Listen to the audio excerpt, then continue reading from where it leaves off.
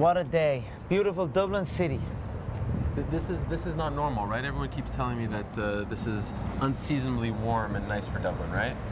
Yeah, no, this is just a beautiful summer's day. You know, they come few and far between, but when they get here, you know, Dublin is a beautiful city.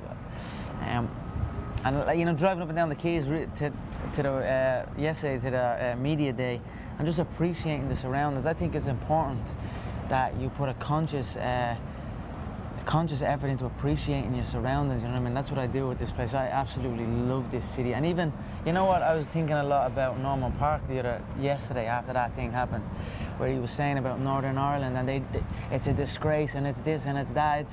It's a negative thing towards your home nation or whatever. You know, but that's not the right way to be. You need to have you need to appreciate your surroundings and be grateful for it, and that's when good things happen. You know what I mean? But to have that bitterness and that negativity, then things start going bad. You know what I mean? So I think the fact that I have them thoughts and the fact that I appreciate everything and I'm grateful for the things around me and the way things are going, that's why it's going so good for me.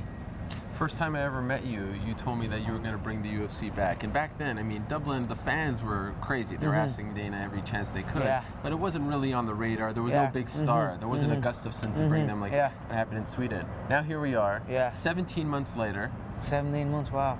And we're standing right in front of the arena that you said Did I give a number now? Well, here's the interesting thing. On that same show, on that episode, the MMA Hour, Gary Cook said it would be 18 months. All right. You did it in 17. Wow, that's phenomenal. I remember that episode very, very well. You know, that's the first time I ever spoke. That's phenomenal. That is right there, yeah. And now here we are, in front of that arena. You know, if you have a clear picture in your head of something is going to happen, and a clear belief in that it will happen no matter what, then nothing can stop it. You know what I mean? It is destined to happen, and that's what happens. You know what I mean? It's perfect. Let's go check out the arena. Let's do it. We'll go this way. You know, you said you remember that first time. That was February of 2013 when you fought Marcus Brimage, before you fought Brimage. Yeah. It had been talked about that you were on welfare and things like that. How bad were things for you at that point? Yeah, you know, I was on social welfare. It was just, I was not a normal young man, you know, in Ireland. Had no job. Didn't really know, you know, I was just chasing a dream. It wasn't like, you know, it wasn't as bad as some, you know, people have it a lot worse. That's what I always say, you know, people have it a lot worse. I got by, you know what I mean? I got by, I could stretch it. I could stretch a 10 for 2 fucking weeks, you know what I mean? But, I mean, my and dad helped me out as well, you know, if I was ever stuck or anything like really bad. Right. They helped me out, and yeah, I done all right, you know. I got by. But to have these clear goals and these visions and these dreams while being kind of stuck in the mud for a minute, it takes a lot of foresight. Yeah, you know, perseverance. How did you develop that? Were you always like that, or was there a point where you were like, this is all going to happen to me soon, I just need to stick with it? Yeah, you know, like when you're like 23, 24, you're a man basically, you know what I mean? And I had no job, I had no. If this didn't go ahead, then what had I got? I had nothing. Right. You know what I mean? That definitely weighs on you at times. You know what I mean? That as a man, you have no money. You're relying on other people for support. You know what? I didn't want to be doing that. You know what I mean? But that's always a fear that's in your head. You know what I mean? But you just have to. I suppose you just have to outwork that. You have to outwork that fear, outwork that doubt. And that's what I done, you know. Anytime I was feeling like, anytime something was going wrong in my life, or anytime I felt down, I'd hit the gym, and that was that. And the gym would make me feel better, you know what I mean? So I kept hitting the gym, I kept going to the gym every day, and then it got me there, you know what I mean? Eventually it just happened.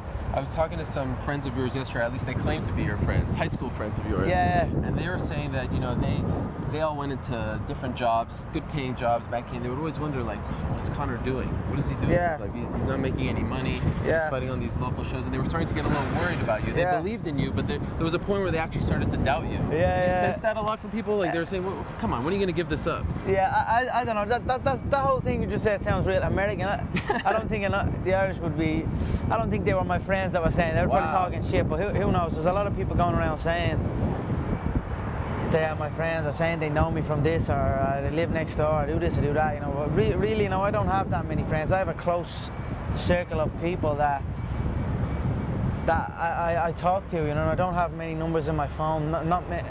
I'd say I could count on two hands the amount of people that have my phone number. Wow. You know what I mean? So I have a small circle. I don't like the. You know, everyone's coming out of woodwork lately. You know what I mean? People. Old faces, right? That kind of thing. Yeah, of course. Yeah, of course. Right? That type of stuff happens. But you know what I mean? How do you deal with it? How do you weed out the people who aren't there with the right intentions? I just don't pay attention. I just don't entertain it. You know what I mean? I just listen to the people that are close to me. Listen to my family. Listen to my friends. Listen to my team. And then that's it. Nobody else exists. Absolutely nobody else exists. I'm just tunnel vision on this path, and anyone that tries to come in and steer me away from it, I don't know what it is, but they just go then, you know. I just end up getting rid of them or something. You know what I mean? But in the last 17 months since this all has happened to you, since coming to the UFC, have you slipped up at all? You know, have you, you know, you say the right things all the time, but has there been a moment where you're like, oh, my head got a little too big here, or I went with the wrong crew here? Have you done it? Because on paper, it looks like you've done everything right, except for the injury. That's the only black mark, and you say that you're back better. But has there been any slip up? You know, a young guy going out partying for a while, you know, definitely. Of course, you know, especially with the injury, I definitely had a few nights out where I was like, you know what, fuck this. I don't want to do this type of shit anymore, you know. Right. And then, but whatever, like I said before to you, one thing that gives me that tunnel vision is preparing for this. So when I got the all clear that the fight was going ahead, that I was back to grapple, I was back to box, everything just, I just shut out everything. How are you? I just shut out everything. And it gives me that tunnel vision. That's why I need to do this almost. I don't know what would happen if this wasn't here. I don't even want to think about that, you know what I mean? Were you afraid for a second with the injury? That it might go away? Yeah, you know, I wouldn't say afraid, because I knew I could conquer, you know. George conquered it. That was a big inspiration for me, because I saw how he conquered it, and I spoke with him before I went to the surgery, so I had a good idea of how it went. And then I also had a competition, you know what I mean? Because I heard his little route path, and then I had competition. I was always asking, how's George doing? Where's George at? Mm-hmm. And that kept me going, gave me confidence that I'm on track to come back better than ever. We're actually going into the arena right now. And what's fascinating about this is, as we're walking, we'll go this way. As we're walking, we have truck drivers, people in cars honking at you. Yeah. The people, that is the people, right? Yeah. And I always like to say that, your fight is the people's main event. This is the people's card, that you represent the people. And yesterday, talking to some kids, I was talking to kids who are 10 years old. Yeah. And I was, why do you like this guy so much? Because he gives us hope, they said. He reminds me of, this is someone who came from where I live now, from the streets. Someone who, this kid says he doesn't have much. He's just on his bike. He'd even know that you were in the media workout, but when I said your name, you're the only fighter he knows, and he said that you give him hope. How do you react to that? Yeah, that's phenomenal to give. I don't know how I react to that. That's a weird one, I don't like to. That type of stuff freaked me out, to be honest, because I'm not trying to be I'm not trying to be a role model to anyone. I'm still. You don't want to be. I mean, it's not that I don't want to be. I don't know what I want to be. I don't want to be anything. I just want to be me. But it's definitely. I mean, it's a great thing. It is a great thing to be able to inspire kids and show them another path. Like the way the setup now is at our gym, we have this Growing Gorillas program, it's called, where it's like they bring in these kids and they train them up, and not only are the kids showing up, their parents are showing up, and their parents are encouraging them to go down this route. That's something that's phenomenal. You know what I mean? But it makes me, at the end of the day, I gotta get in and I gotta beat these people up. You know what I mean? I gotta show no mercy to these people. So if I was to think about young kids looking up to me and then have to think about ending this guy's dreams, because ultimately that's what this game is about. You know what I mean? It's two guys going in there and looking to end one another's dreams. You know what I mean? It's not. So I can't focus on that role model stuff when I've got to do this as well. It's a weird kind of thing to think about. So I just don't like to think about it. Detach yourself from it? I just detach myself from it. I just carry on and don't put any thought into it. I just carry on. There's a little kid named Nate. He says he trains with you. I think he's 7 years old, 6 years old. He said that he's going to be the youngest champion. He was talking like you. Exactly. He was making the same proclamations. But that doesn't affect you at all. You just say. I mean, it's beautiful to see, and I know the kid Nate. You know, he's a Irish kickboxing champion. He's a jiu-jitsu champion. He's a phenomenal kid. He's down in the gym every single day. His parents are down in the gym every single day. They're basically part of the furniture down there, you know. So this is what I'm talking about. He speaks exactly like you. I mean, this is brilliant. But at the end of the day, I don't like to think too much about it, because then, you know, it's a weird thing to go from being like trying to be a role model to someone and then have to get into the frame where I need to take this guy's life away. You know what I mean? Because that's the mind frame I am in here right now. This week I felt like I want to hurt this guy badly. You know what I mean? I felt differently than before. You know, especially now 1 day before weigh-ins, I want to whoop him bad. You know what I mean? So I don't want to be thinking about being a role model. You know what I mean? I'm only 20. I'm 20. Only at the going 26. But you said this is the first time you felt this way. How did you feel in your other fights? Yeah, I mean, I don't know. There's something different this time. Is it the setting? Yeah, I think it's the everything. Comeback? Exactly. I think it's the comeback. And the fact that everybody been talking, and including Diego. We'll get to him in a second, but the last time, I know you did a brief media thing here, but the last time you were actually a fan in this building was UFC 93. I was sitting right over there. Where, on the left side? Right over that far side, yeah. You were just a fan?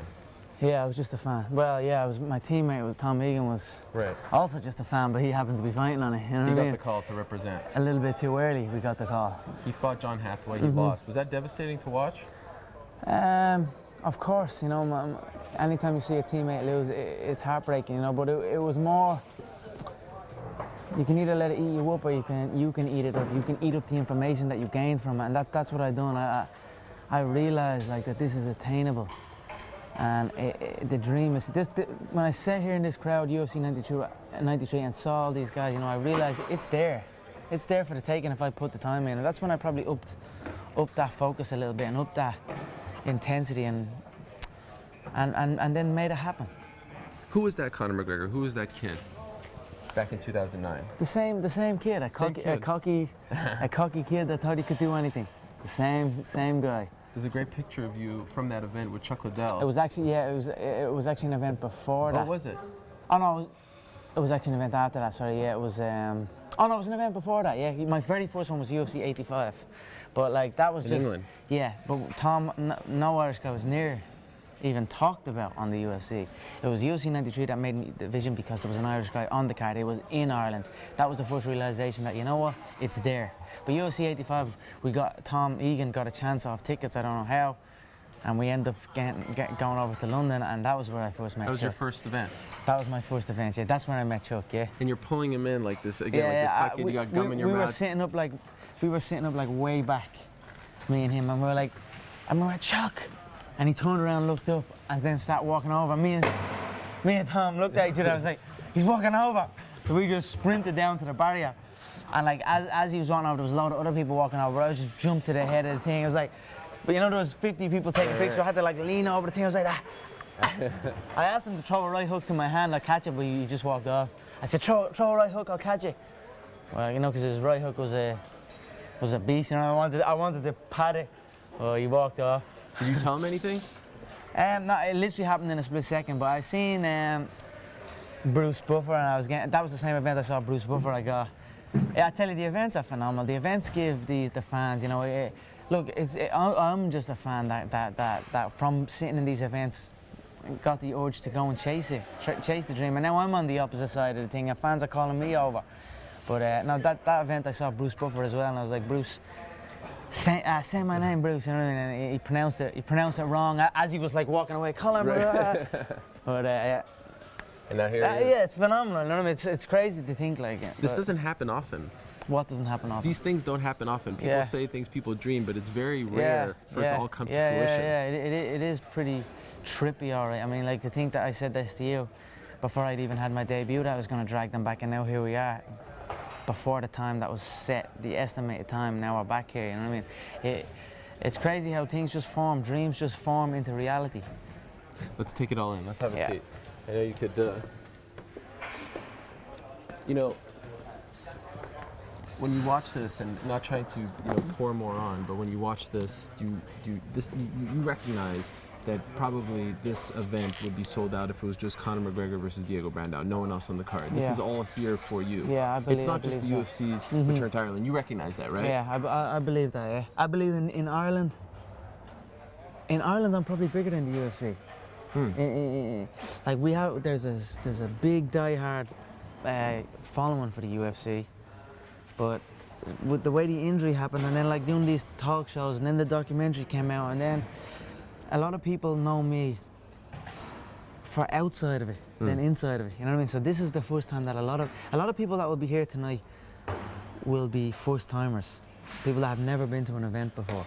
So it's brilliant that they're actually, and then this is where it's going to take over their life, like it took over my life from sitting in a live event. So it's brilliant to be a part of it. Do you think if you weren't a fan sitting here in January of 2009, Dana White likes to talk about it's like a virus. They come to a place for the first. It literally is. Did it affect you that way? Yeah, 100%. Would you not have gone for this dream had you not attended that event? I mean, it's hard to say. It's hard to say. But when I was a kid, I always always visualize stadiums and like even when I was playing football, I'd kick the ball against the wall and I'd pretend that I scored a goal, and I'd run off and I'd be raising my hand and visualizing a arena full of fans. And that was something I'd done as a kid out on my own. I like just running around kicking the ball.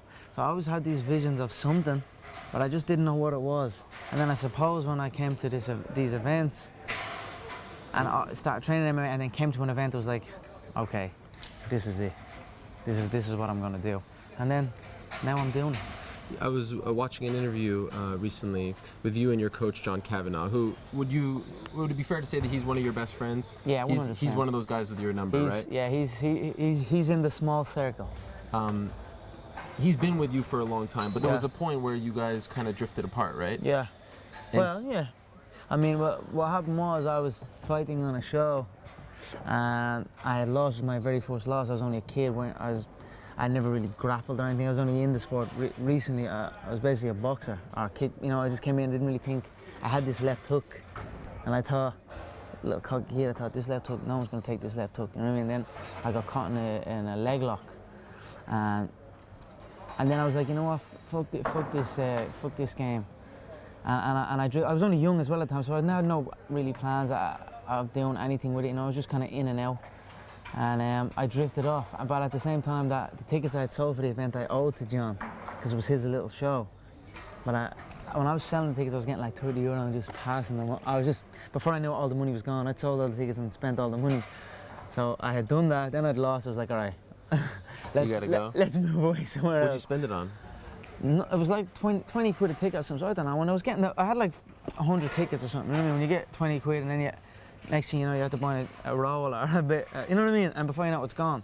And then that's basically what happened. So I was like, right, I'm not gonna go back then. And then John never forces anything. John will never go to you and say, do you want to fight? Never will he ask a person, do you want to fight? He'll wait for them to come to him. So he'll never force anything. If you don't want to do nothing, then you don't do it. John just lets things happen naturally. So that's what happened. I drifted off naturally, he drifted off naturally, and then Tom got the call. While I was out messing about, you know what I mean, whatever else I was doing, and Tom was training, and Tom got the call. When around that time the UFC came back and Tom got the call. And then my mother rang John to come up to the house and say she wants me to get back training. He's not doing anything. He's sitting in the house and all this shit. What were you doing? You were just sitting at home? Yeah, I was doing nothing. I was just a teenager. Were you causing trouble? Yeah, out with my friends doing stupid shit. You know what I mean? And then or at home doing nothing, sleeping, whatever. But then my mother said she wants me to. I didn't even know about it. She had rang John and said that she wants me to get. She said to John, I want him to get back training. Will you bring him back and all this? And my mother at the time didn't even know Tom got signed either. It hadn't even been announced yet. And then all of a sudden I'm in my room and I knock on the door and it was John. Comes into the thing, we had a mad heartfelt talk and we said, look, we can go and do it. Tom is that they're getting signed. I'd like you to come back. Let's chase it. And then that was that. I rang Tom. And then that was that. You know, so it's your mother that deserves the credit. Definitely. My mother definitely. If she doesn't make that call, you probably don't come back? Yeah, probably. I don't know. I probably would have just went back eventually. I don't know what would have happened. Who knows? But yeah, definitely my mother. I love my mother very much, and I mean she's been, like I said, when I was chasing this dream and had no job and I was collecting social work, my mother would if ever I was like in real stuff, my ma would come and help me out. You know what I mean? It's a beautiful thing. A beautiful thing. The Irish mothers. There's nothing like an Irish mother. Yeah, they look after their sons, and my dad always slags her over, you know, and jeers her over because, like, compared to an English mother, he always compares them. But no, my ma looked after me if I was ever stuck, or if I was ever in trouble, or maybe even if I was in the wrong, my ma would still think I was in the right. You know what I mean? I still campaigned that I was in the right. So no, my mother definitely reached out there and got in touch with John, and then John, of course, got in touch with me. You know what I mean? It was a perfect storm. Everything was perfect. The fact that I went through these thoughts as well, I think, early enough, where I was already thinking about what I was going to do early enough. You know what I mean? Like, what? Am I going to be like 20? Am I going to be 25, 26, 27, sponging off people and doing fuck all? You know what I mean? What would you have done? Who knows? I haven't a clue. Weren't you working in the plumbing business? I was working in the plumbing business at the time, yeah, but I'm trying to think. It would have been around that time that John. Nah, see, I'd left the plumbing business. I left the plumbing business. How bad was that? The plumbing? Yeah. Horrendous. Were you actually in the trenches? I mean, it was an industrial. Ooh. So it'd be like building this. It'd be like the plumbing that would be needed in a place like this, 6 o'clock in the morning, and the motorway. And I used to have to walk for about an hour to get to the motorway, and then I'd stand on the edge of the motorway and wait for a bloke to drive by. So he'd give me a lift, and then the motorway was like getting renovation at the time, so it'd take me 2.5 hours to get to the place. It was out in the country. Then I'd be there for 10 hours walking, and I was a first year, so I was the worst of the worst. You know what I mean? It was only beginning. Then 2 hours to get back in the traffic again. It was just a horrible, horrible time, and I was like, you know what? I don't want to do this, and then I just left, and then I just stopped going, didn't get out of bed. Then my dad would come in and try and bait me out of bed, and we'd have fights, and literally for a good while I didn't really speak to my dad. We just kind of stayed away from each other. Anytime I'd come across my dad, anytime we did speak was to fight. You lived in his house? Yeah, I was only 18, 17, 18. But you didn't talk to him? Isn't that kind of awkward? Yeah, well, not like it wasn't, whatever, you know. You didn't have just a deep relationship? No, but since this has happened, right. Since the dream has happened, since the vision that I had has come true, and like he went through a tough time as well because he got testicular cancer. Oh. So he got sick and all over, and in my head I was thinking maybe I done that because he's worried about me and doesn't know what I'm going to do, and all these fights that we're having all the time, and like I'm talking full on fights. He come in and punch it. We're going at it. Yeah, we're going at it. You're punching back? Well, yeah, we're going at it, yeah. Wow. What does your mom say about that, who's so protective of you? Yeah, I mean, well, I don't know. She just stayed out, you know, but since, why did it get to that point, to where he was that mad? Because I was doing absolutely nothing. I was out getting into trouble. Yeah, it basically felt like I was doing fuck all. I was a waster. You know what I mean? I was a waster. Called that a lot. You know what I mean? But now, like, and then when I start getting that focus and realize, you know, fuck, I'm gonna make this happen. And then now that has happened, I'm making it happen. I have a great relationship with my dad. Like, we talk all the time, and I even see energy in him, and I see energy in my ma. Like, it's depressing times for a lot of people in Ireland. There's a lot of bad stuff going on in the country. A lot of people are struggling. Everybody's struggling. But now, since them seeing me chase this dream, it's given them an energy, and I see a new lease of life in them, and that alone spurs me on even more. So it's all just a perfect storm that's happening for me, and that is why I have this tunnel vision, and that is why I'm willing to kill every single man in my path to get that belt. You know what I mean? To secure the future, from my family's future. You know what I mean? That's what I'm doing it for. Will they be here on Saturday? They'll be here on Saturday night, yeah. They went to Boston, right? They went to Boston, I think they were on TV holding the flag, right? Now they're famous. Now they think they're famous. You know what I mean? My dad is floating around, like. But honestly, it's phenomenal to see. Like, it's uplifting to see that. You know, to come out, my dad being depressed and being sick, and then coming through it, and now he's like fucking flying around the place. It's phenomenal. How is he now, as far as his health? Yeah, he's good. He had the surgery. How long ago was that? It was a couple of years ago now. Yeah. Well, but he's okay now. Yeah, he's good now. How did you react to that? I just stayed away. I didn't know what way to react. I just kind of stayed away from it because we were going through our shit as well. You know what I mean? I didn't know what way to react to it. I just stayed away, basically. I didn't know what way to. You didn't get too scared. You weren't scared. You just tried to. I mean, yeah, of course you're scared. Of course you're scared. You know what I mean? But I was in a place where I just kept it to myself and just bottled it up and just carried on. Didn't really want to think about it. You know what I mean? But he got better, and thank God he got better. You know what I mean? But and now I see that him seeing me fulfill my dreams and make a living for myself. Because regardless of what happens from here on in, I've done all right. You know, I've secured myself. You know, I probably made more money. By the time this fight is done Saturday night, I'll have made more money than I would have made my whole life working as a plumber. So I've done all right. You know, and that seeing him, and I think that gives him peace of mind. You know what I mean? And I feel that it does. When you talk about those sold-out arenas and you used to pretend that you were, you know, a superstar and people were coming to see you, how far did that feel when you were driving 2 hours to go work? I mean, that must have been a different universe. Were you still thinking about it then? Of course, because you have to do that. You have to battle with this. This is the law of attraction. I mean, you have to, in the struggle, you know, when things are going good and you visualize these good things happening, you visualize more good things happening, that's easy. What's not easy to do is when things are going bad and you're visualizing the good stuff. And that was what I was able to do. I was able to, you know, even though I was having these troubles at home, and even though I had no job, you know what I mean, or whatever, didn't know what I was doing. If it didn't happen, it didn't happen. But I still was able to feel like it was. I still was able to go into a different, just like use my imagination, like a kid would use his imagination. I was basically just using my imagination. Driving a little my girlfriend's car, a little Peugeot 206, and I was driving that, shaking down the road, and I visualised that, and I swear to God, sitting in the traffic and all, I visualised, I'm sitting here holding the steering wheel, visualising a brand new car, and visualising good things in times of struggle, and that when you can do that, I think that really makes that law of attraction work. I think it really attracts to you more.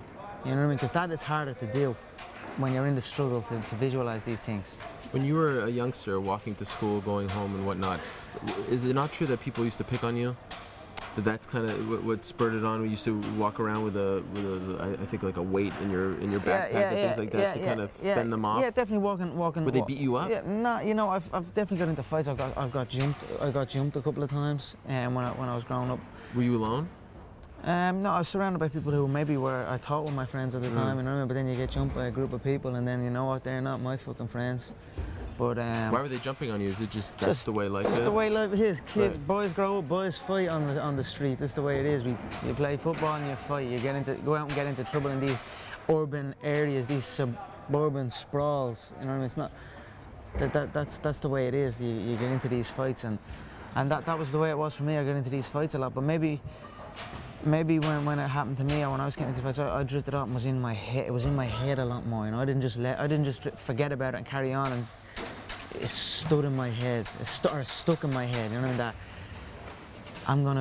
if it happens again, I'm gonna be able to defend myself. And then, you know, going back and forth to school a couple of times, I was seen wanted by a group of people, got chased. That happened a few times, so I ended up sticking a bar in my bag and just being prepared, you know what I mean? But is that what got you into martial arts? You wanted to defend yourself? Yeah, 100%. Just to be able to defend myself. You know, not even to be able to defend myself, just to be comfortable for when it happened, that I was comfortable, that I was able to assess the situation and deal with it the way it needed to be dealt with. Like even when I first started training, and it was time to spar. When I was the first days I ever sparred, and when I was driving to the gym and I knew it was sparring day, and I'd get this nervous feeling, and I'd be thinking in my head, this is perfect. This is the feeling that I have felt before when these situations have happened. And then I go to the gym and then I spar and then I come through and I'd feel energized. So I said, and I'd always think in my head, now I'm getting more comfortable. Now if it happens or when it happens, I'm gonna be comfortable now. And then I eventually got to the stage where sparring wasn't enough. Then I needed to compete. And then when you compete for the first time, then you get that real, even more nervous energy and that feeling. And then even then I was like, right, now I'm set, you know what I mean? But then eventually it drifted from that. It drifted from them thoughts of defending myself to you know what, I'm good at this, and it's actually something that I really enjoy doing. And when I do it, and when I put myself in these uncomfortable situations and come through it, I get this energy that I don't get from anything else. So I kept doing it, and then it's an addiction. Then it took over. Then everything else blacked out around it. You know what I mean? And now there's nothing else that matters to me. I don't know about nothing else. I can't, like I said, I was talking at that press conference, I don't really watch films or TV or anything. I watch videos of training. I watch videos of jiu-jitsu. I watch videos of wrestling. I watch videos of kickboxing or taekwondo. You know, that's what I watch when I'm resting and when Who I'm chilling. inspires you? I don't know who inspires me. Just people who go against the odds, I suppose. You know, people who do stuff that hasn't been done before, and people who do stuff that people say they can't do. That inspires me. Hard workers, people that are chasing their dream no matter what people are saying, no matter what people think. That I take inspiration from that. When you were a kid, you never had a hero, someone you wanted to be like? Yeah, when I was a young kid, I used to tell me, when I was a little boy, I used to say to my mom, when I grow up, I want to be Superman. That was what I used to say to her. And every Christmas, I'd say, get me everything Superman. And then I'd wake up Christmas morning and be like a load of little Superman things. Like it'd be like a Superman thing, a Superman lamp. I used to have like this. Then the next year it was Batman. I want to be Batman. I want to grow up to be Batman. And then I'd say, get me everything Batman. I had this Batman lamp, and it was unbelievable. It was like a big, huge Batman. It was like a solid thing. I clicked the button and it lit up. I had that in my room. Always superheroes. Yeah. Action Man. Remember that? Do you remember that? Yeah, I do remember that. Yeah. I used to love Action Man. Yeah. But Jeez, I never even thought about Action. These are all, I forgot all these about are Action all Man. fictional characters. Yeah, I don't know. Yeah. Is that the way you? This is young now. We're talking young. As I got older, then I was Muhammad Ali, Bruce Lee. I started watching all these type of things, and then as I got older, that was where the way it panned out. I'm happy. Well, still, I'm not. It's not as if I'm fucking 50. We're talking like I'm 50 years old here. So it's still like Bruce Lee. It's all of that.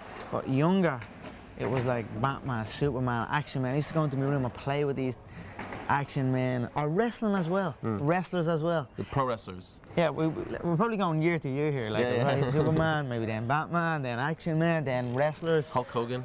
The Rock, Stone Cold. Right, that was my era. Okay. You know what I mean? I forgot how young you are. Yeah, exactly. Yeah. But I'm happy you mentioned Ali because you sell a fight very well and you sell yourself very well. And a lot of people, we post interviews with you and they say, "Oh, he's trying to beat Chael Sonnen." But I think there's a difference. Yeah, no. I don't see, and I'm not putting him down, but there's a big difference between you two. Did you study people? Did you study the way Ali sold fights? Because there's an art to that. What you do, there's an art to this. Yeah, I don't like stage stuff. I can't do stage stuff. When someone gets me to do stage stuff, I literally freeze up, and it feels awkward to me. Like, don't get me wrong, if we're doing like them ads and stuff, or like some sort of movie or something, that's fun. I'm having fun doing that.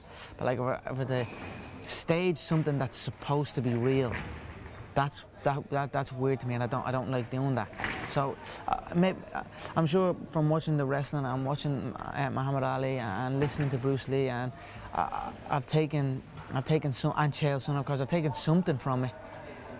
But I'm not coming in here with stage stuff. You know what I mean? That I never feel comfortable when that happens. You know what I mean? Or I just don't like that. You know, I'm not the same as Chael. I don't fight the same. I don't think the same.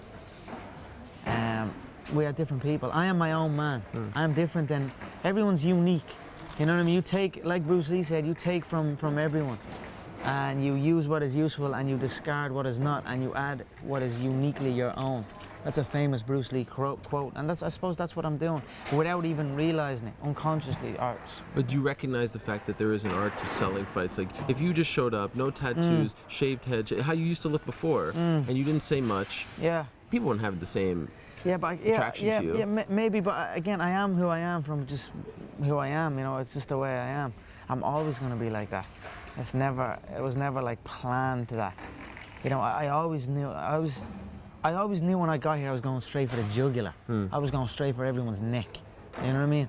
I wasn't waiting around. As soon as I got the chance, I knew some guys get to the UFC and they're not actually ready. You shouldn't be in the UFC if you're not. if the title is in your thoughts. And there's a lot of people that are in the UFC that haven't got the belt on their mind. So I knew straight away, you know, I wasn't going to be that guy. You know, I'd rather shoot and miss than not shoot at all. That's fear. That's what fears me.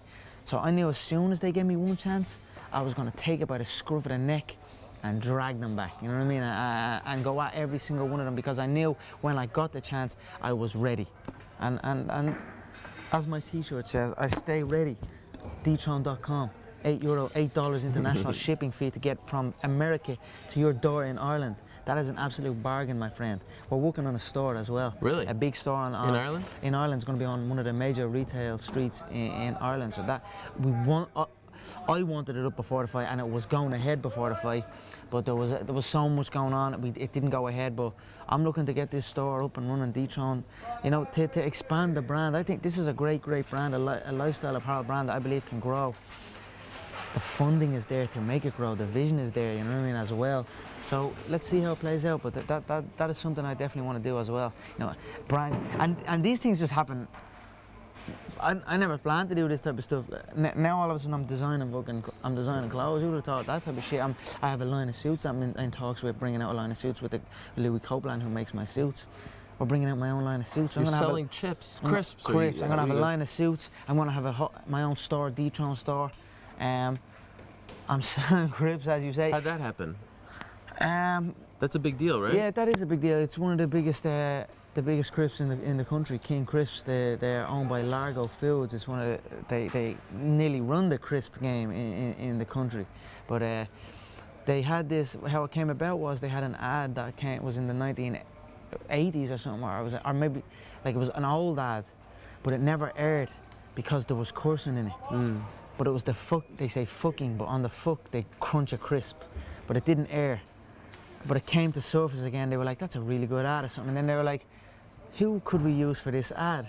And then there's me on national TV cursing every 2 seconds, where people are saying, you can't do that, mate. Which you can't in certain things, you know, it's not good to do that either, you know, but it got me that job. So that's how that came about. Did that increase your profile here? Yeah, I'd say it did. You know, it all combined. I don't think one thing set. It's just a perfect storm. Perfect storm, exactly. That show that you're on, I've watched it a couple times. The Late Late Show. Do you know what I haven't forgot about either? My restaurant, Shredded Joe's. I want to do. I want to do that. I still have that in my head. I want to make it. I want to make it like have, like two sides. I want to have like a good, healthy fighter style diet, and then of course like a regular, you know, just regular food, but like have it in a kind of a sports bar feel. And I want to get like a late bar license, and have I want to have UFC memorabilia all over the place. I want to have every UFC event playing, and it's open late, because the UFCs are on late night over here. So I want to have a place. This is, if you want to come watch UFC and eat food late night, this is the place to go. A bar, everything. So what are you waiting for? Well, there's a lot going on. I've got a store here, a shop here, a fucking clothing store. It's all coming on, but I'm on top of it. Again, I have a good team. I have a good management team behind me, and I have a team in Orange County, and I have a team over here with Hunter Communications. So it's building. Like you said, the entourage is building. There's more and more people following me around, but I'm careful who I let in. You know what I mean? You have to earn your way in with me. You know what I mean? So, but I feel great right now. Things are just growing and growing and growing. Yeah, it's fascinating. When I did one of these videos with Rampage in Japan, it was pretty much just me and him. You've got a posse of like 15. I have 3 different camera crews. This guy, I mean, you're used to that at this point, I would imagine, right? It's getting a hell of a lot easier. Like that last time, like you said, that you were watching that Late Late Show. That last time on the Late Late Show, I actually felt, because the first 2 times on the Late Late Show, especially, that's a big deal too, right? Yeah, that's huge. Especially the second one. The second one, because the first one I was with Cahill, we were together, we had a bit of buzz. The second one I was on my own. And like they ring you the night or the week before, and they have this conversation with you, and then when you get there, they're like, okay, we want to talk about this, this, and this, and it's talked about that. It's basically a repeat of what you said on the phone, and I didn't like that, because it's weird. It's weird to say something and then like have to say it again. Like, the pre-interview. Yeah, it's a weird thing. Like when me and you ring and we're just talking like now, we're just talking like nothing. But then the third time, the most recent time when I went on, that didn't really happen. We just kind of, I actually felt comfortable with the guy Ryan, you know, Ryan Tuberty. He's like the head presenter in the country. I actually felt comfortable with him, and we were at the building like nearly a little relationships, and we had a bit of crack that last one. So I definitely feel I'm getting more comfortable with it. But it's something you have to get accustomed to. Even when the cameras were following me around in Iceland, and I had the team of fighters with me in the house, when the cameras were there, everyone's like freezes up. Everyone runs away. You know, it's funny what a little camera can do. It's a weird, when you put a camera into a room and how it makes people react. It is a weird thing, and I've noticed that now, seeing how other people react when a camera is around. But now I'm getting I don't even notice it nearly anymore now. Yeah. You know, all this, right, what is happening on Saturday is a sample size of your success. You know, all these people are coming here to support you. But as you know, there are a lot of people who don't want to support you. You know, like when we posted our interview yesterday, you predicted you're going to be a champion by the end of 2014. Yeah. You know how much hate you received for that? Yeah.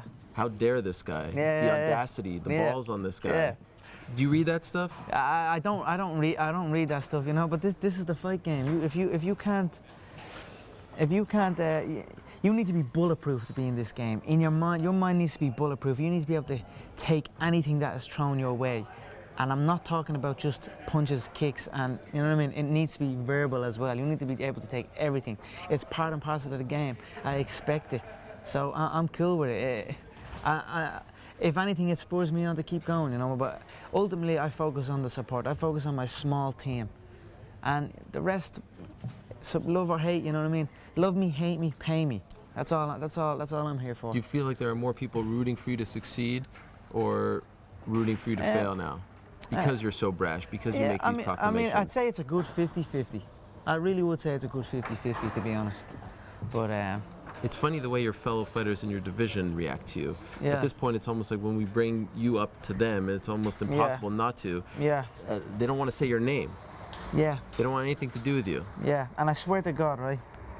I've shared the card twice with Diego برانداو. We fought in Sweden and we fought in Boston. And he's a tough guy. He has a tough guy mentality, a peasant mentality, a bully mentality. He walks around, you know what I mean? I just noticed that in the last two. This time he's in a shell. This time he hasn't opened his mouth. This time he won't look me in the eye. When I looked at him the other day at that open workout, I saw a broken man. You know what I mean? So I don't know. I honestly feel that they know it's inevitable. They know it deep down. It's inevitable. And Saturday night they'll know even more. You can feel that when you see him? 100%. I can feel it when I look into every one of them. Has there been a guy in the UFC's featherweight division that you feel actually respects you in that sense, where this guy, I need to prove this guy wrong? You know what I mean? Like you said that you talked to Cub Swanson yesterday, and you said they're gonna get a look at a real number one contender, and he kind of you made, I don't know if that's what he really said back. What did he say back to you? He was like, keep going. You might get up to me or something. I said, keep going. You might get up at me or something. I don't know what he said, but he's like, you have a tough fight tomorrow. He says, I have an easy fight tomorrow, and you can tell Diego that too. And then he was getting out of the elevator. Then he was like, okay, all right. Was it tense? You know, it was intense. You know, at the end of the day, it's a professional sport. If I felt the situation happened and I needed to neutralize him in that moment, I would have done that, no problem. But for the most part, it's professional. You know, everyone is hungry. Well, not a lot of people are hungry for the dream. Not everyone in the division, but there's people who are chasing the dream. You know, and we're looking to step over each other to get there. So that's just the way it is. I've been told that if you look good and win impressively on Saturday, next for you would be Dustin Poirier. Does that interest you? I mean, yeah. It doesn't matter who it is, because with the champion being out, I want every single one of them are going to get it. By the time I pack it in, the whole division is going to be gone. It's going to be. I won't stop until it's wiped out. I won't stop until the division is wiped out. Dustin, yeah, it probably should have been Dustin. If Dustin had the balls, if Dustin wanted to fight, he should be here right now. His teammate pulled out, or a guy in his gym pulled out. He would have known about the injury. He would have known that he was pulling out before the UFC even known. So how can you justify that you want to fight when you don't campaign for it when it's there? A main event slot. Has he ever main evented a fight before? He's never. Dustin Poirier? Yeah, he has. Has he? What? Yeah, Fuel TV. He fought against Korean Zombie. Right. That was his only one. Okay. Right. Has he ever won? Yeah, and he lost. And he lost. Exactly. So you're talking main event. You're talking a sold out. You're talking a big event, and everybody knows it's a big event. People don't. Some of them might not want to admit it's a big event, for whatever reason. But they know it's a big event. They know everybody's watching. But yet nothing. Yeah, he kept quiet. You know what I mean? So I already think he's a beaten. I think he's a beaten man already. So if they want to do that next, that's no problem. If they want to do Cub next, he's over here. Who knows? If they want to do Cub next, let's do it. What I was thinking recently, as recent as 2 hours ago, because a lot of people asked me yesterday, what's your? Because I've been saying about I'm going to get that. I feel that belt is going to be on my waist by the end of the year. I'm not actually sure what route it's going to be though, because the current champion is injured. I don't know the state of his injury. But I was thinking, like, next fight, let's just do the next fight in the stadium here. Let's just bring one of the #1 contenders over. Let's bring Chad Mendes over. Let's bring Cub Swanson. Let's bring Dustin Poirier over, or whoever else is in that #1 in that slot, Frankie Edgar. Let's bring them over to Ireland and sell out a stadium. Let's do that next while the champion sits out, because that could be done. So that's something that just came to me in my and I see it as. You think you can do that? 80,000? 100%. I think I could do that. I mean, just the fact that something of that magnitude was going on, a fight event in a big football arena, it's never happened in this country. That reason alone is the reason that it would sell. People would want to be there for that historic event that does not happen in our country.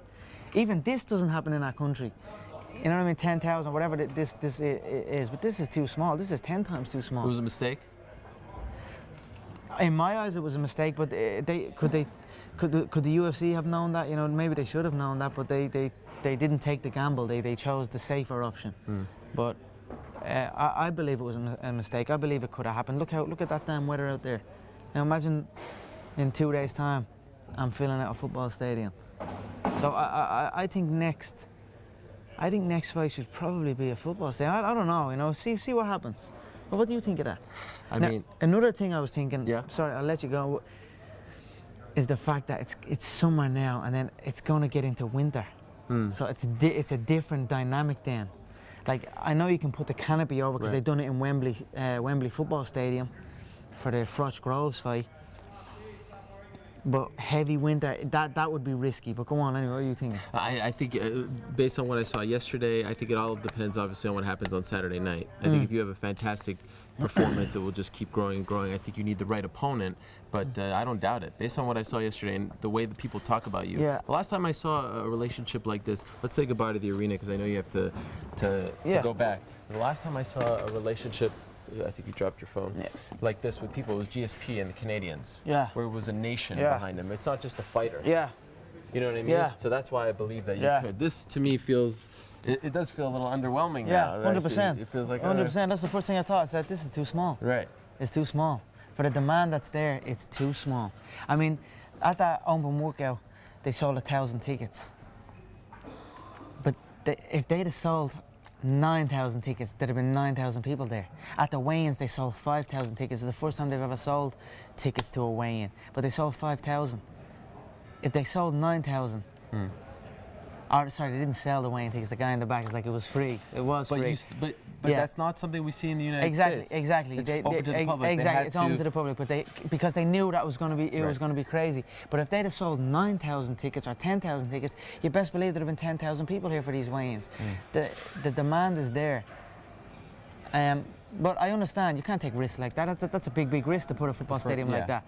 But Saturday night there'll be no doubt. It's a stadium. The next time they come back here, it's a stadium.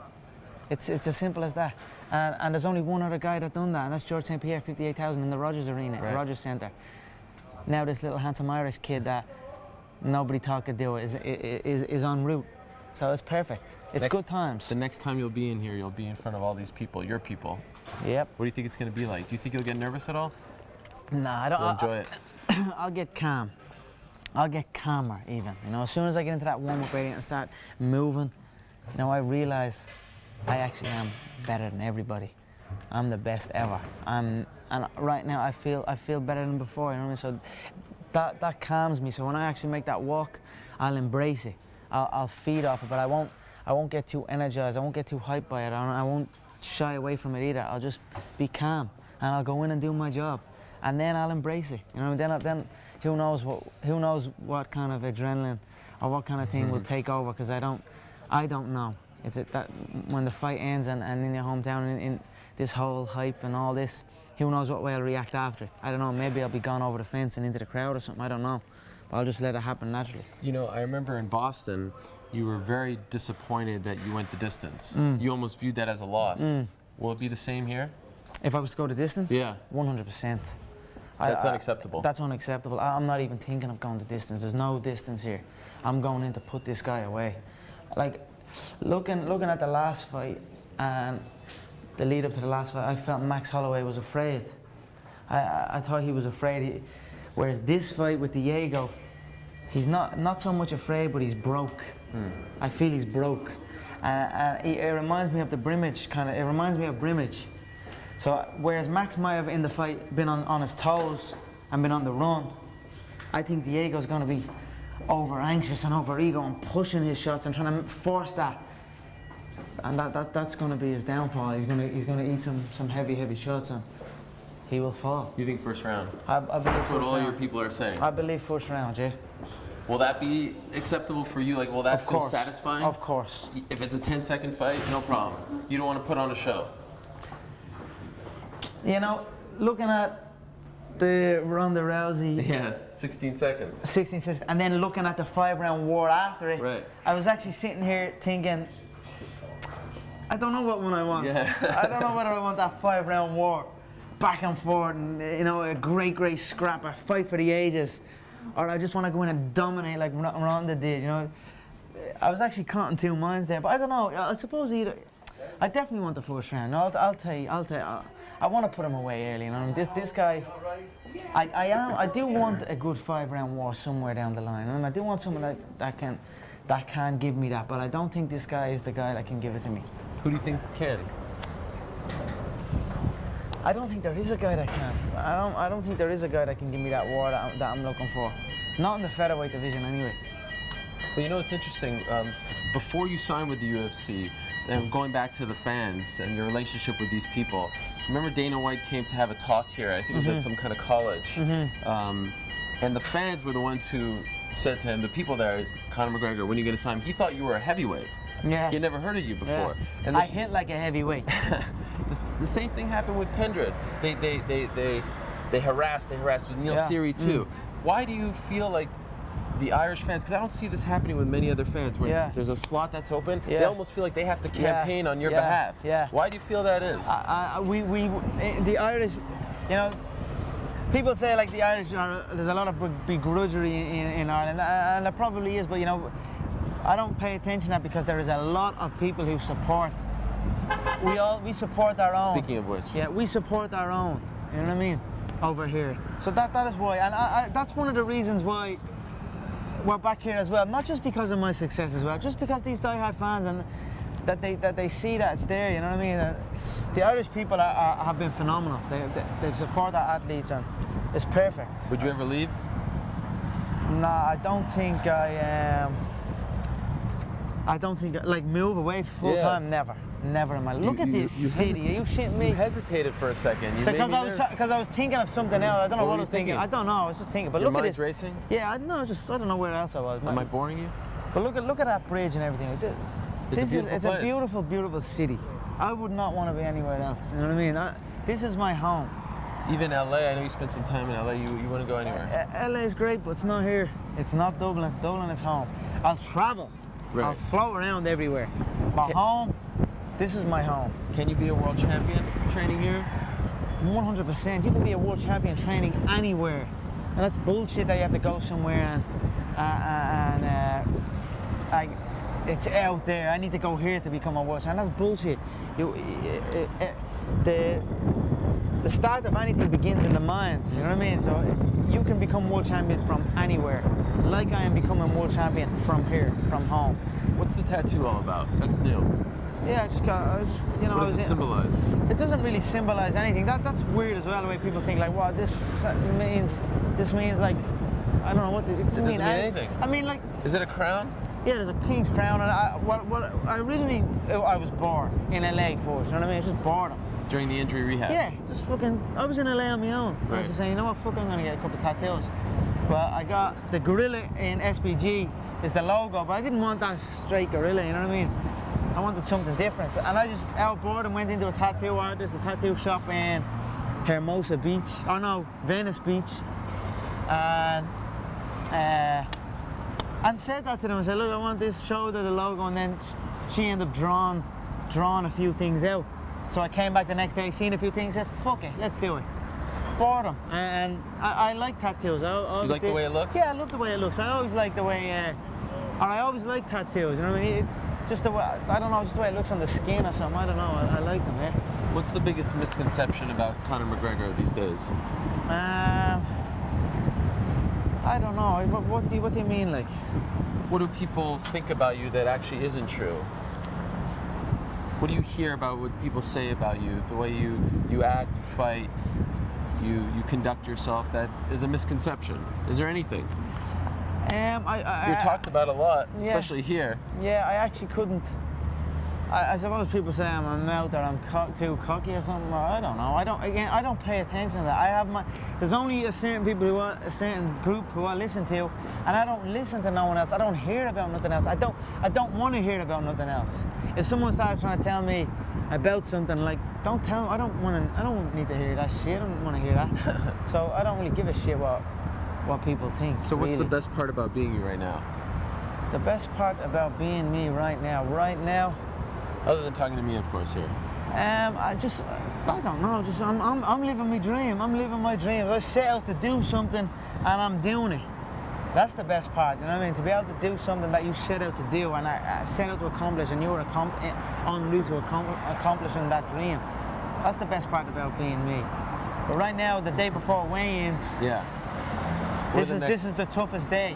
I'm down, my weight is better than ever before. It was lower than Boston, it was lower than Sweden. How much you weigh right now? Right now, this morning, I was 70.4 kilos. Okay. But to get to 66.3, so it's still tough. But I'm on limited water, even limited water than before, limited meals. It's tough, you know what I mean? But because you're Ariel Helwani, the MMA media maestro, we call you. And you supported me, you know, you brought me onto the show, and we had fun, we clicked, and then as well you support my teammates, and plus you're a good guy. I said, you know what, let's do it today. I appreciate it. I did try and get it done I tried to get it done on the Sunday. On the Sunday afterwards? Because like then I would have been happy, and I would have been floating around. I could have walked around with a big burger or something, we had a bit of fun. Unfortunately, I'm leaving. Exactly, you are leaving, so fuck it. I'm happy we've done it now. I feel it wasted. Did you enjoy it? Yeah, I enjoyed it. It was good. A lot of people it got me thinking about younger years ago, like when I was thinking about them action men shit, and like playing with the wrestlers. I used to play with the wrestlers in a wrestling ring in my room for hours, like just being. But with the figures, like it's fucking weird now that I'm doing this. I never thought about it like that. It's wild, right? Yeah, you have become those guys. There are people playing with your action figure now. It's crazy shit, yeah. All of this is crazy. Yeah, it we're really here is. It really for you, is. a featherweight, a division that doesn't get this kind of attention. Yeah, it's a beautiful thing. Thank you so much, Conor. Pleasure. Best of luck to you. Yeah, brilliant. Thank you. What a day. Beautiful Dublin city. This is not normal, right? Everyone keeps telling me that this is unseasonably warm and nice for Dublin, right?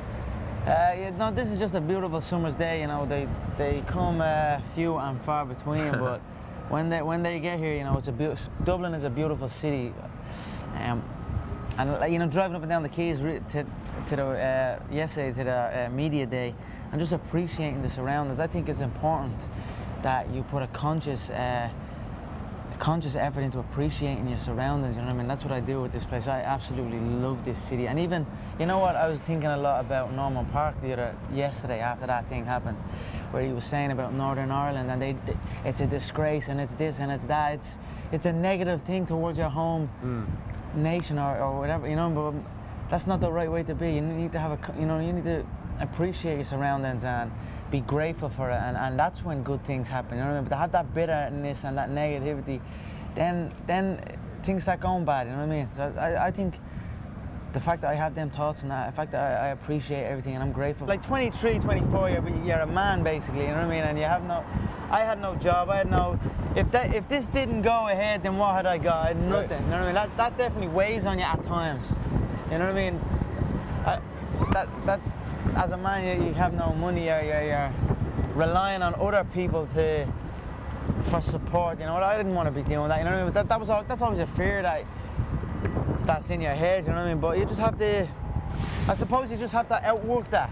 You have to outwork that fear, outwork that doubt. And that's what I done, you know. Anytime I was feeling like, anytime something was going wrong in my life, or anytime I felt down, I'd hit the gym, and that was that. And the gym would make me feel better, you know what I mean. So I kept hitting the gym, I kept going to the gym every day, and then it got me there, you know what I mean. Eventually, it just happened.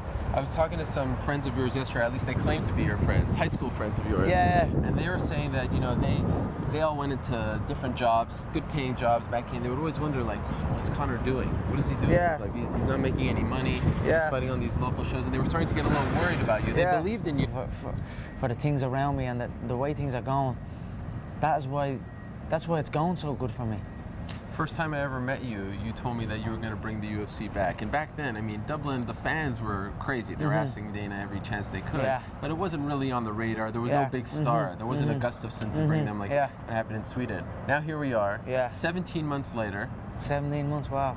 And we're standing right in front of the arena that you said Did I give a number now? Well, here's the interesting thing. On that same show, on that episode, the MMA Hour, Gary Cook said it would be 18 months. All right. You did it in 17. Wow, that's phenomenal. I remember that episode very, very well. You know, that was the first time I ever spoke. That's phenomenal. That is right there, yeah. And now here we are, in front of that arena. You know, if you have a clear picture in your head of something is going to happen, and a clear belief in that it will happen no matter what, then nothing can stop it. You know what I mean? It is destined to happen, and that's what happens. You know what I mean? It's perfect. Let's go check out the arena. Let's do it. We'll go this way. You know, you said you remember that first time. That was February of 2013 when you fought Marcus Brimage. Before you fought Brimage. Yeah. It had been talked about that you were on welfare and things like that. How bad were things for you at that point? Yeah, you know, I was on social welfare when it was just, I was not a normal young man, you know, in Ireland, had no job, didn't really know, you know, I was just chasing a dream. But it wasn't like, you know, it wasn't as bad as some, you know, people have it a lot worse. That's what I was saying. People have it a lot worse. I got by, you know what I mean? I got by, I could stretch it. I could stretch a 10 for 2 fucking weeks, you know what I mean? But my mum and dad helped me out as well. You know, if I was ever stuck or anything like really bad, they helped me out, and yeah, I done all right. You know, I got by. But to have these clear goals and these visions and these dreams while being kind of stuck in the mud for a minute, it takes a lot of foresight. Yeah, you know, perseverance. How did you develop that? Were you always like that, or was there a point where you were like, this is all going to happen to me soon, I just need to stick with it? Yeah, you know, like when. But there was a point where they actually started to doubt you. Yeah, yeah. You sense that a lot from people? Like they were saying, well, come on, when are you going to give this up? Yeah, I don't know. That whole thing you just said sounds real American. I don't think the Irish would be. I don't think they were my friends that were saying. They were probably talking shit. But who knows? There's a lot of people going around saying they are my friends, or saying they know me from this, or they live next door, or do this or do that. You know, but really, you know, I don't have that many friends. I have a close circle of people that I talk to. You know, I don't have many numbers in my phone. Not many. I'd say I could count on 2 hands the amount of people that have my phone number. Wow. You know what I mean? So I have a small circle. I don't like the. You know, everyone's coming out of woodwork lately. You know what I mean? People. Old faces, right? That kind of thing. Yeah, of course. Yeah, of course. Right? That type of stuff happens. But you know what I mean? How do you deal with it? How do you weed out the people who aren't there with the right intentions? I just don't pay attention. I just don't entertain it. You know what I mean? I just listen to the people that are close to me. Listen to my family. Listen to my friends. Listen to my team, and then that's it.